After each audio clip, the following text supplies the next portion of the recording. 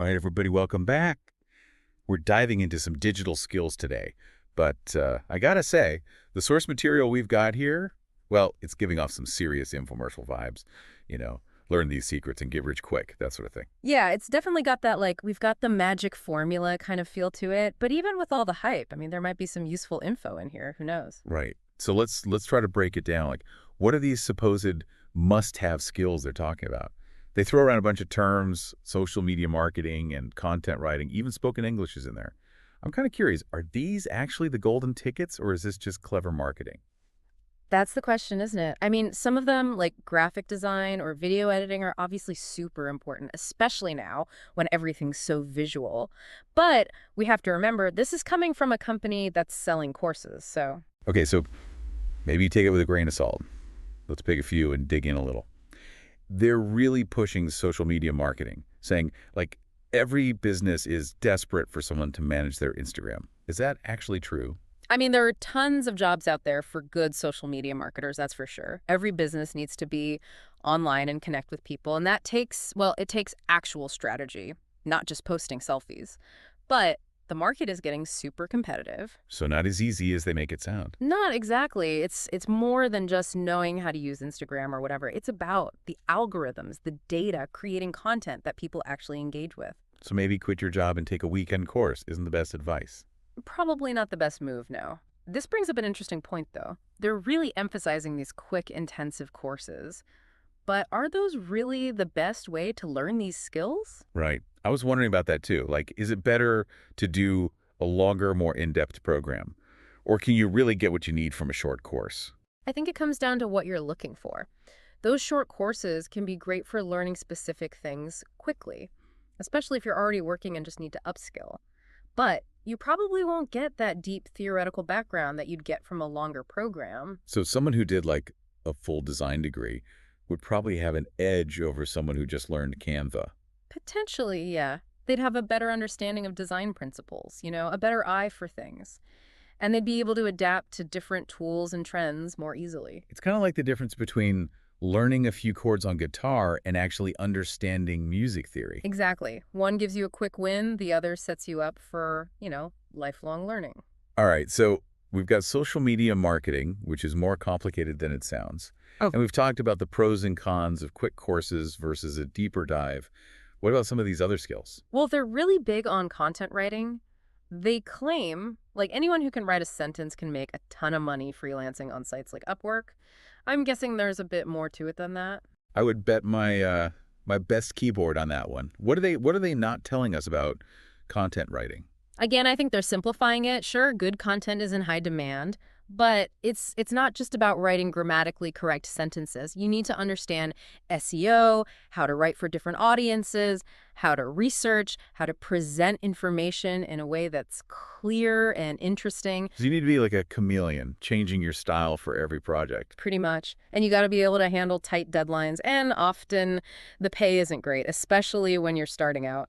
So maybe not the dream job of writing novels from a beach somewhere. Maybe not, but I mean, it can be a fulfilling career. It's important to be realistic about, the challenges. So we've talked about social media marketing and content writing. Yeah. What about some of the more like visual stuff? They're really hyping up graphic design, saying you could just learn a few tricks on Canva and bam, you're a freelancer making bank. Well, Canva is a great tool. I mean, it's made design way more accessible, that's for sure, but it's still a skill. It takes practice and a good eye.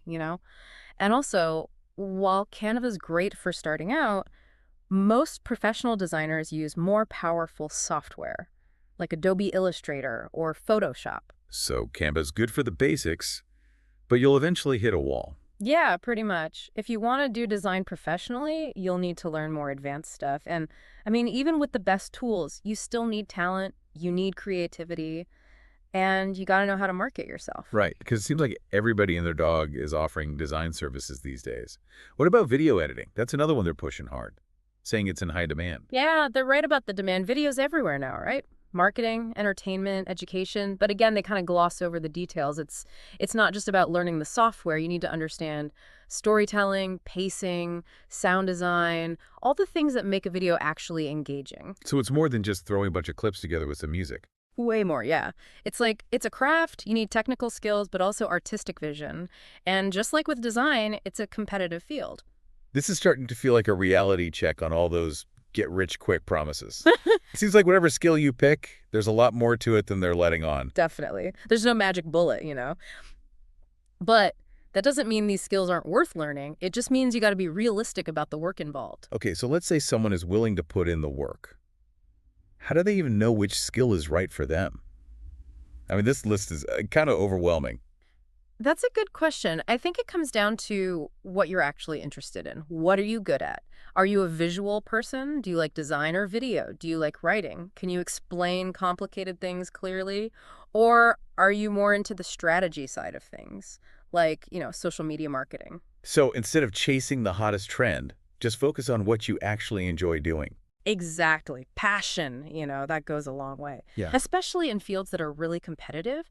It helps you stay motivated, keep learning, and ultimately, I think it helps your work stand out. That's good advice. Hmm. What about people who aren't, super tech savvy? Is there any hope for them in this, increasingly digital world? Oh, absolutely. It's never too late to learn. And even just basic digital skills can make a huge difference in your personal life, in your work life, knowing how to use the internet effectively, how to communicate online, how to stay up to date on what's happening with technology. All that stuff is important. So it's not all about becoming like a coding wizard or a design guru or whatever. Right. It's about being able to participate in the digital world confidently. And that can open up so many opportunities, even if you're not specifically going for a digital career. That's good to hear. Yeah. It feels like everybody's expected to be a tech expert these days. Right. It's easy to feel left behind. Yeah, I get that.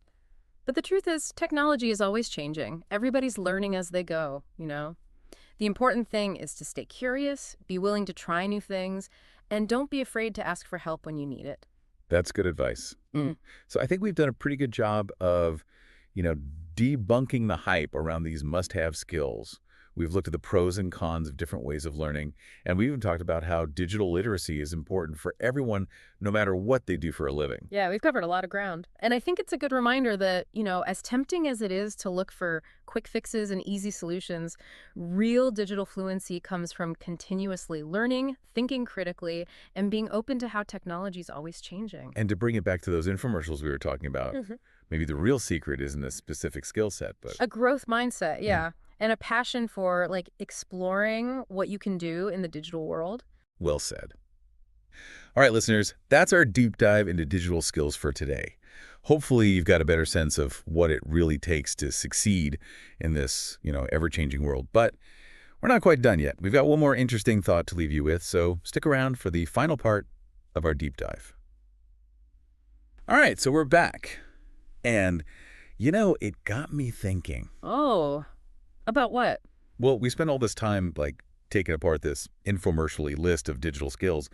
But what if we were the ones making the course, like the ultimate digital skills course? What would we even teach? Ooh, that's a good question. It would definitely be more than just here's how to use this software or whatever. We'd want to give people a real deep understanding of how the digital world works, almost like a digital fluency toolkit or something. Digital fluency, I like that. What would be in this toolkit?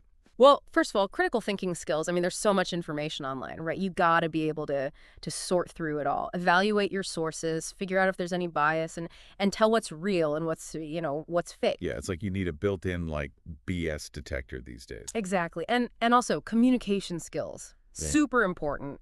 Being able to write well, to get your message across, to present yourself professionally online, all that. Oh, and we have to talk about the ethics, right? Like data privacy and online safety and all the effects social media can have on mental health. Absolutely. Digital ethics is huge. Our course would definitely teach people how to be responsible online, to be aware of the risks and how to deal with them. So we've got critical thinking, communication, ethics. Yeah. What else? Well, we'd need some basic technical skills too, of course. But instead of teaching people how to use specific programs, we'd focus on the bigger picture, like design thinking, basic coding concepts, data analysis, that kind of thing. So more about understanding the why, not just the how. Exactly. That way people would be able to adapt, right? As new technologies come out, they'd be ready. Man, this course is sounding pretty awesome, like a workout for your brain. And here's the thing, this kind of digital fluency, it's not just about getting a job, it's about empowering people to actually participate in the digital world, to be creative, to work together to solve problems, to actually make a difference. So it's more than just consuming technology. It's about like creating it, shaping it. Yeah, exactly. It's about giving people the tools to build the future, the digital future. Wow, we really went from dissecting an infomercial to designing our own dream course. Hmm. And I think that's a great takeaway for everyone listening. It is. Don't just accept what you're being told. Think for yourself, explore what you're passionate about, and build those skills that will help you reach your goals. Will said. All right, everyone, that wraps up our deep dive into digital skills. Hope you enjoyed it. And remember, the most important skill is to never stop learning. Until next time, stay curious.